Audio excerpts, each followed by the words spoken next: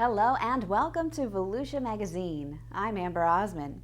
In today's episode, the county launches an app for your smart device to help navigate Volusia County's outdoor spaces.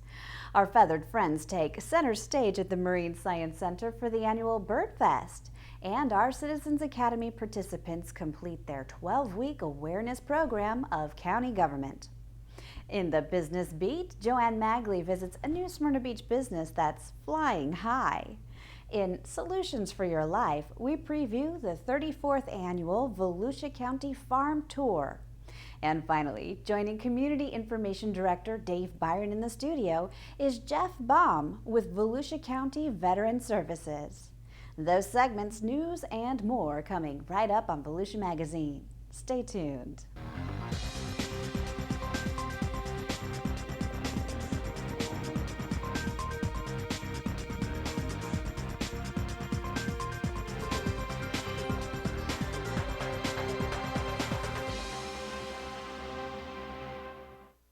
If you're looking for a new trail to hike, a waterway to paddle, or a park to enjoy, now there's an app for that. Volusia County's new Parks and Trails app is available for download at the App Store and on Google Play. The mobile app helps people navigate outdoor recreational assets throughout the county. It includes detailed information about city, county, and state trails, parks, conservation lands, campgrounds, springs, blueways, boat ramps, scenic byways, and historical landmarks. Tim Bailey, Director of Volusia County's Parks, Recreation, and Culture Division, oversaw the development of the Parks and Trails app. Well, it was a labor of love. It really took us a long time to get all those details together because there's a lot of moving parts in the app. So we are really excited about finally having it out into the public for the public to benefit by using it. The app also provides links to the county's tourism bureaus and offers information about annual events and festivals, including the Barberville Fall Country Jamboree and DeLand's Fall Festival of the Arts. The app's primary focus is on trails, which range from dirt paths to equestrian and paved showcase trails. Volusia County's trail system has more than 33 miles of showcase trails and continues to grow at a rapid pace. The trails were designed to accommodate walkers, joggers, inline skaters, bicyclists, and people with disabilities. Once the county's network of trails is complete, it will cover more than 70 miles. Whether it's a paved showcase trail, a nature-based trail, equestrian trail, a paddling trail, or a mountain bike trail, you'll be able to identify those different trail types, where they are throughout Volusia County, where parking is, where amenities are like restrooms and water fountains and benches. It'll also tell you where other park assets are in relation to where you are along the trail. You just click on Near Me and 25 different assets will load up on your smart device, and you can choose on if you'd like to continue on the trail or veer off into one of the Volusia County's beautiful parks. Volusia County also offers apps for beach navigation and public transit information on Votran. Volusia County's magnificent bird population will take center stage Saturday, November 14th during the 11th annual BirdFest at Volusia County's Marine Science Center in Ponce Inlet. The free event runs from 10 a.m. to 3 p.m. Attendees can meet glove-trained birds of prey, learn about bird migration, and visit booths staffed by nature groups and crafters. Visitors may take free tours of the Marine Science Center and its Mary Kelly Seabird Rehabilitation Sanctuary, which provides treatment for injured and sick birds. The wooden bird walk leading to the sanctuary features live displays of bald eagles, brown pelicans, and other birds that are injured and permanently live at the sanctuary.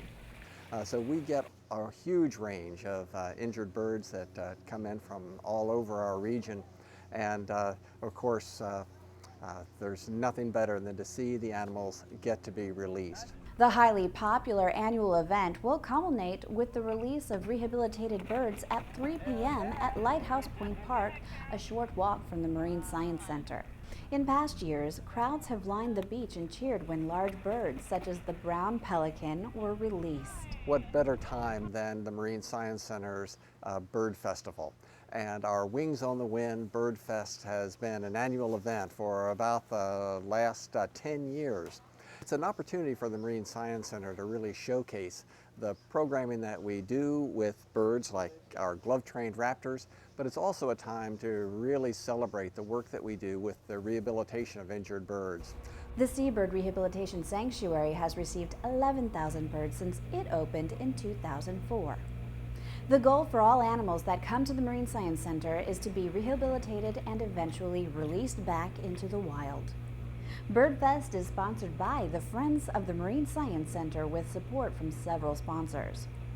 For more information about BirdFest or other programs at the Marine Science Center, you can go online to the Marine Science Center's website. It's marinesciencecenter.com, or you can call 386-304-5545. 24 Volusia citizens recently completed the county's 12-week Citizens Academy class and shared their experiences with the Volusia County Council at the November 5th meeting in DeLand. Item number 1 is recognition of the 2015 Citizens Academy class. Ms. Cindy Finney. Good morning. My name is Cindy Finney. I'm with the County Manager's Office, and I'm pleased to present to you the 2015 Citizens Academy class. Like all previous Citizens Academy classes, this year's graduates came away with a much deeper understanding of the complexities and scope of county government. Just want to say how much I think everybody here enjoyed the class and what we learned with the county. I'll tell you a couple things that impressed me. You know, you have 3,500 employees in the county, and usually if you run a business with 3,500 employees, you make widgets or cars, one thing. I learned what a variety of services that the county provides, whether fire services or through the beach, mosquito control. And what I really saw was the pride, the professionalism, and the knowledge that your staff, the folks have. They really took a lot of pride in what they did. Citizens Academy is a hands-on awareness program designed to expose citizens to the inner workings of the county government operations. This year's group heard presentations from all county departments. They visited various county facilities, including the Sheriff's Communications and Emergency Operations Center, the Tomoka Landfill, Volusia County Branch Jail, the Marine Science Center, the Ocean Center, and Daytona Beach International Airport. After County Council congratulated them for their participation, many of the Citizens Academy members promised to give back to their community by serving on one of the county's 28 advisory boards. Advisory boards are a great way for citizens to get involved in important issues that affect the community. These groups research and make recommendations to the Volusia County Council on a variety of topics, including growth management, services for children and families, licensing for contractors, tourism marketing, funding for cultural organizations, and many more. For more information about Citizens Academy or the county's advisory boards, you can visit volusia.org/government. With Veterans Day just around the corner, Joanne Magley takes us to an aviation business in New Smyrna Beach, serving the warbird community in this week's Business Beat.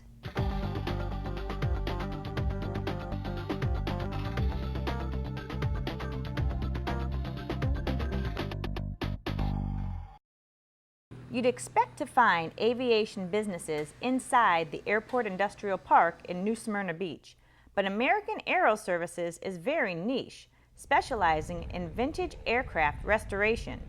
Gary Norville is the company's owner. American Aero Services specializes in the restoration and maintenance of warbirds.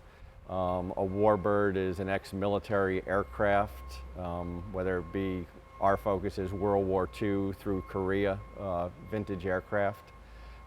We also do military vehicles and spacecraft. All his life, Gary has had a love for the aviation industry.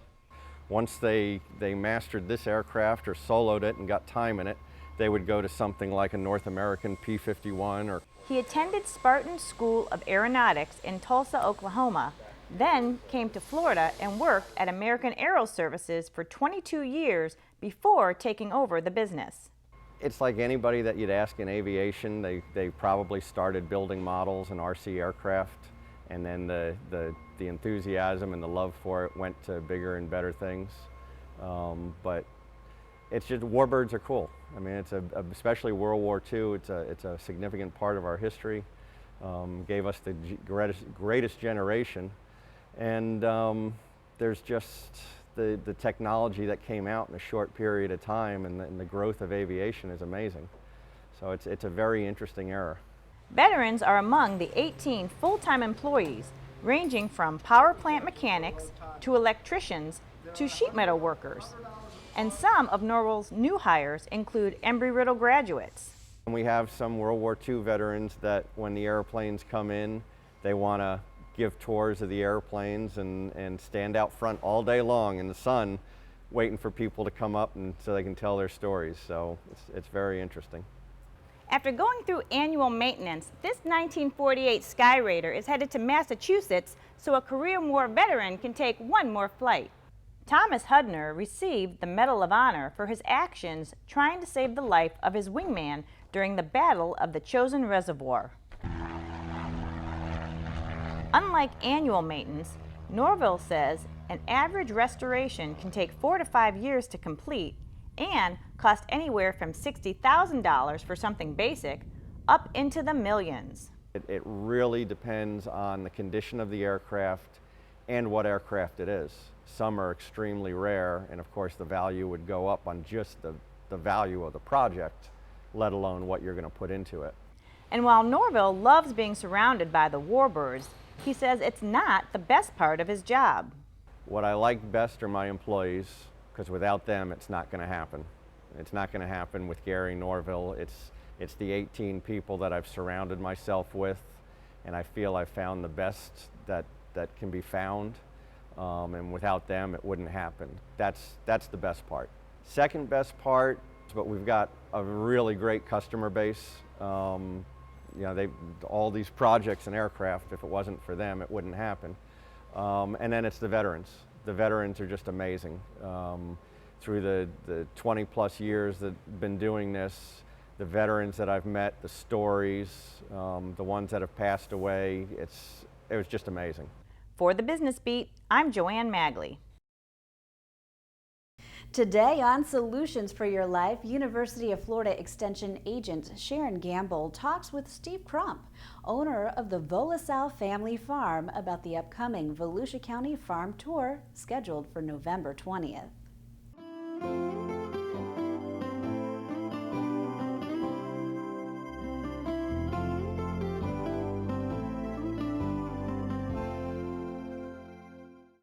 I'm Sharon Fox Gamble. I'm with the University of Florida Volusia County Extension Service, and we're here today at Volusia Farms, and we're going to be talking a little bit about our 34th annual farm tour.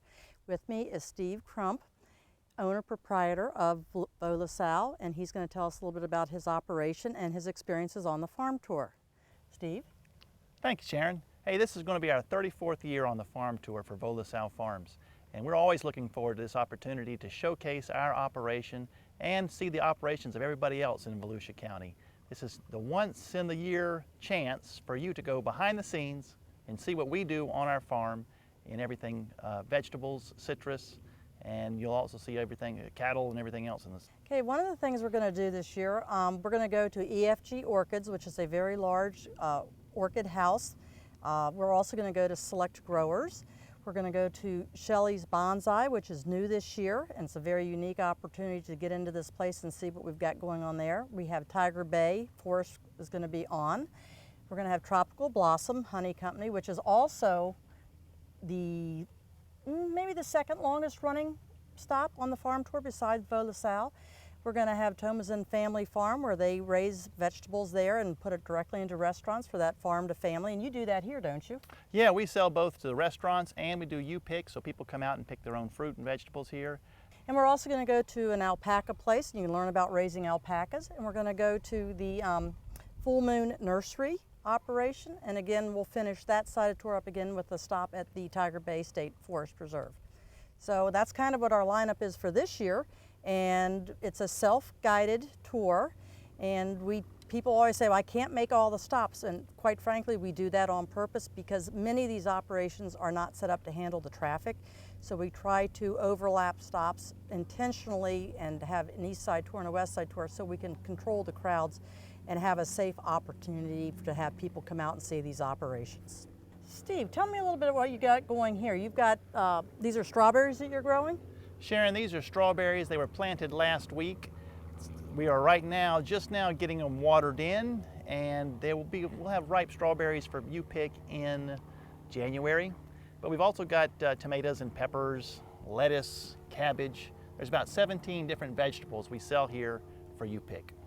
Well, now you've got some hoop houses over here behind us. How long have you had those? This is my third growing season with hoop houses, and those are for tomatoes and peppers. It helps protect us from the cold weather. Okay.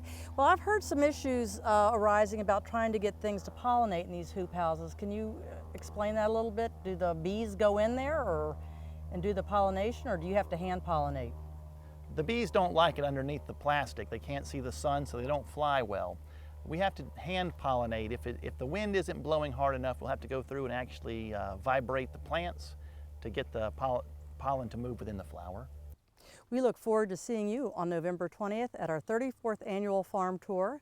You may find further information at the volusia.org website for a complete listing of the stops and the times and directions. I am Sharon Fox Gamble with Solutions for Your Life.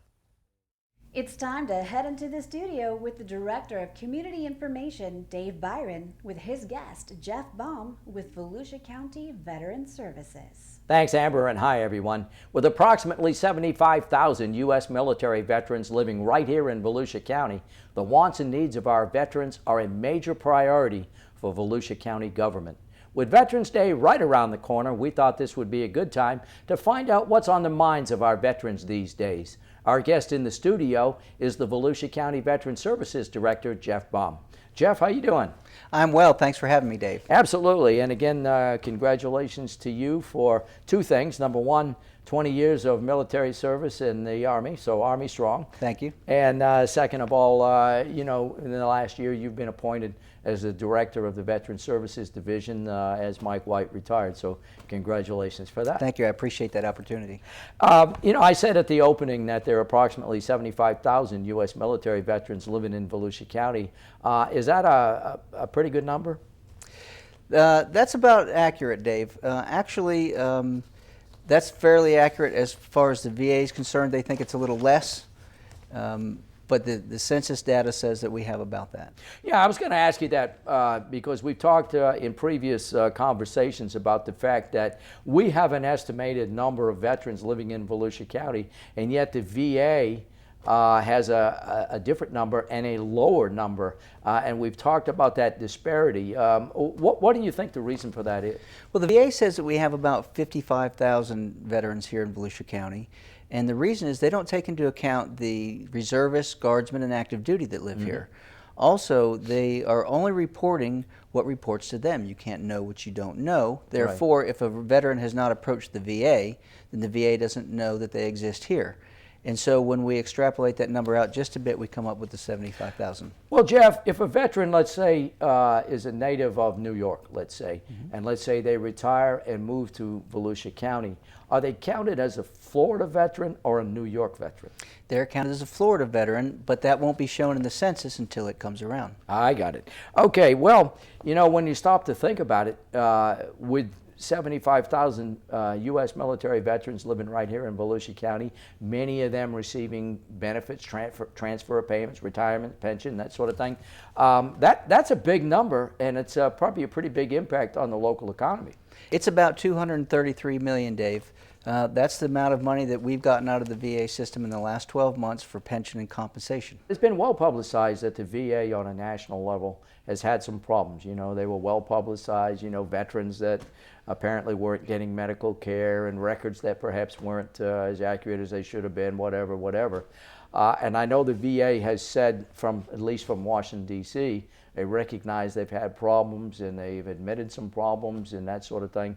And between the VA and Congress and the White House and so forth, you know, they've made this a priority. Have you seen, since a lot of this publicity occurred, have you seen some changes for the positive out of the VA? Absolutely. I think the VA is making sincere attempt to fix some of the problems that they have. They have a lot of management problems, some systemic problems, but legislation is being proposed and passed that is changing a lot of that. However, it is a big ship. It's going to take a while to turn. No surprise, but you know, for most Americans, including veterans, health care, is on the top of everyone's mind, and particularly the cost of health care, access to health care. What do you hear from your veterans? Is health care the major concern for them? Yes, because whether we're talking about health care enrollment or whether we're talking about disability payments, we're always talking about someone's health. So any VA benefit is tied to a health problem usually. Right. Jeff, you know, it seemed like a long time in coming. I don't know how many years we talked about the new VA hospital in Orlando. And, you know, I remember, honestly, shows how long I've been at the county, but I remember in the 90s, Volusia County put on a pretty vigorous effort to get that hospital built in Volusia County. Mm-hmm. We got pretty well down the field, but we didn't get the touchdown. Got built in Orlando, not surprising. It's a big urban center. But the hospital is there, and my understanding it's a phenomenal facility. Is it fully completed now, Jeff? November will usher in the surgical unit on the top floor, and once that is operational, then they're going to start taking in patients for extended care, and there'll be a fully functioning hospital. Right now it's just a big clinic, but by the end of this year they should be fully operational. I mean, it's a massive facility. I think it's like 14 stories or something. It's not quite that tall, but it is a couple hundred bed hospital. Okay, so heretofore, if a veteran had to go to a hospital, I think they went to Gainesville. Is that correct? Absolutely. That was the closest fully functioning hospital that we had. So does that mean with the Orlando facility now be operational that a lot of our veterans will go to the Orlando hospital for care? Yes. Gainesville is out of our catchment area now. We moved about 5 years ago, so Orlando really was our main hub. Now that we have this new hospital, I think that you'll see a lot of Central Floridians using that facility more. And, you know, when you stop to think about it, right here in Volusia County, there's some pretty good health options for veterans. I mean, you know, we have the facility over in Daytona Beach and so forth. We're pretty lucky that we have what we have in Volusia County.